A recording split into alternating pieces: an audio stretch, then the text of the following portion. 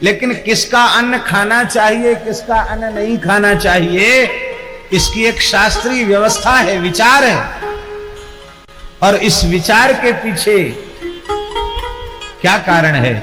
इस विचार के पीछे कारण यही है कि जिन लोगों का धन अशुद्ध है, उपार्जन अशुद्ध है, ऐसे लोगों का अन्न खाने से सात्विक पुरुष का भी मन बिगड़ जाए।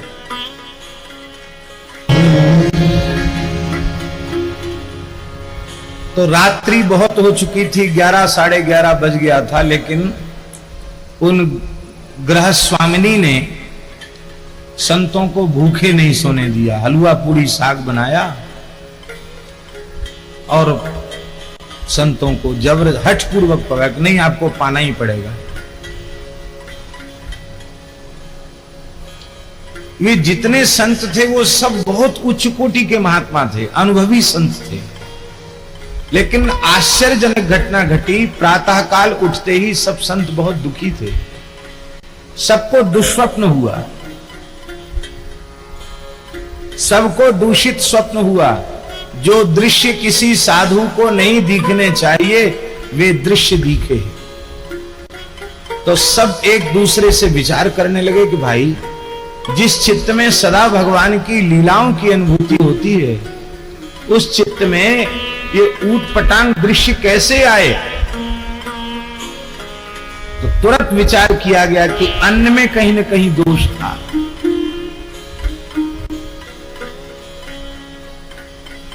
गृहिणी को बुलाकर पूछा गया, माताजी आपने कैसे बनाया, क्या बनाया, सही सही बताओ। कपट नहीं करना, छिपाव नहीं करना। उसने हाथ जोड़कर कहा, महाराज मेरा शरीर अशुद्ध अवस्था में था, किंतु घर में आए संत भूखे न रह जाएं, इसलिए मैंने पक्की रसोई बनाकर खिला दी। उसके बाद से उसमें पूज्य बक्सर वाले मामा जी भी थे उस घटना में। तो बक्सर वाले मामा जी ने नियम लिया कि संत के हाथ का बना हुआ ही पाएंगे। तब महाराजा श्री उनकी रसोई बनाते थे। और श्री वैष्णव दास जी महाराज और श्री सुदामा दास जी महाराज ने फलाहार करने का नियम ले लिया कि किसी गृहस्थ के यहां अन्न नहीं खाएंगे। और चैतन्य कुटी वाले महाराज जी ने निश्चित किया, वृंदावन छोड़ के नहीं जाएंगे।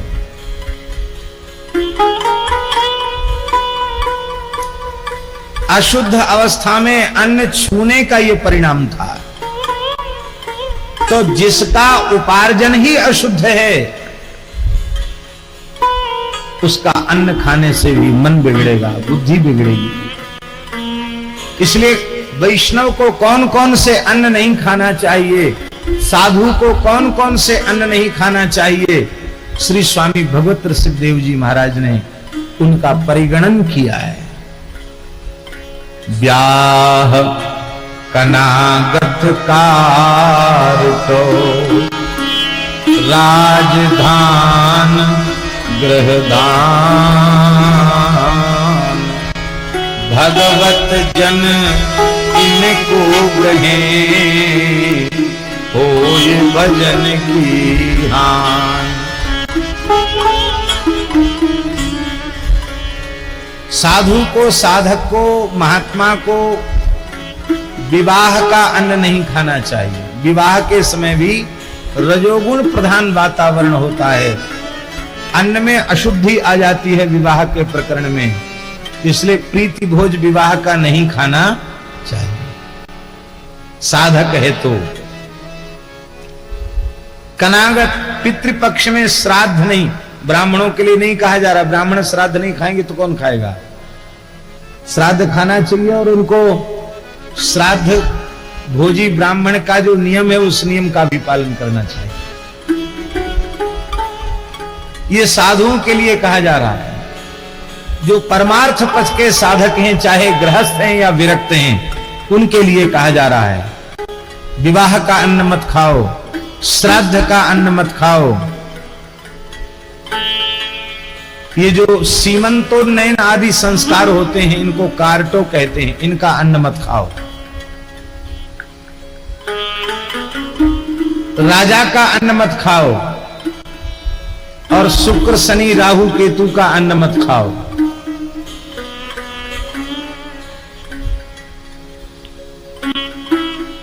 व्यक्ति पे पड़ी विपत्ति, गए ज्योतिष के पंडित जी के पास, उन्होंने करे शनि महाराज का प्रकोप है, आज तो शनिश्चर की अमावस्या है, आज शनि जयंती है, आज शनि ग्रह की अवतरण तिथि आज है और बट सावित्री अमावस्या भी आज है। तो बोले ठीक है, चले जाओ वृंदावन। शनिवार के दिन उड़द की दाल के बड़े और कंबल और ये लोहे के स्टील के कमंडल कटोरा वगैरह बांट आना, सब तुम्हारा शनिचर साधुओं पे उतर जाएगा। और भगत जी कर आए भंडारा और महात्मा भी खुश हो गए कि चलो अच्छा हुआ, कंबल मिला, कपड़ा मिला, कटोरा मिला, भेंट मिली। ना तो विरक्त संतों को इस प्रकार के सकाम भंडारे लेना चाहिए और ना ही गृहस्थों को इस प्रकार के गृहारिष्ट की निवृत्ति संतों के आश्रमों में जाकर करनी चाहिए, क्योंकि आपने अपना गृहारिष्ट उतारा और कहीं किसी साधु का भजन बिगड़ गया तो उसका पाप किसके सिर पे जाएगा।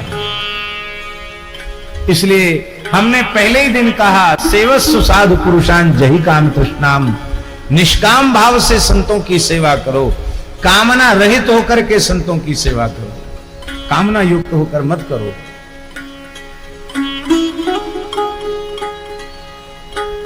तो अन्न जैसा खाएंगे वैसा मन होगा, वैसे ही बुद्धि होगी, वैसा ही चित्त होगा और वैसा ही अहम। प्रतिदिन सत्संग एवं दर्शन के लिए